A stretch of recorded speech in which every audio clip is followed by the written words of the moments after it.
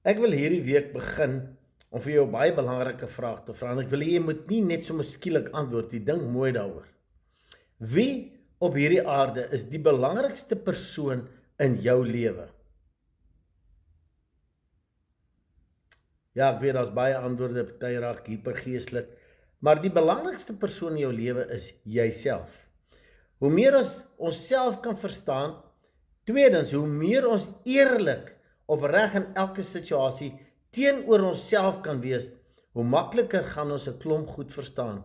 Hoe makliker gaan ons verstaan hoe die lewe werk, die bietjie wat ons daarvan verstaan.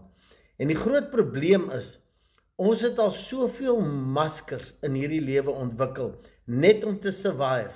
Ons het al soveel maskers in hierdie lewe ontwikkel om mense tevrede te stel. En ons het nog nooit by onsself uitgekom nie. En ons gaan bietjie meer daarna kyk in die week wat volg.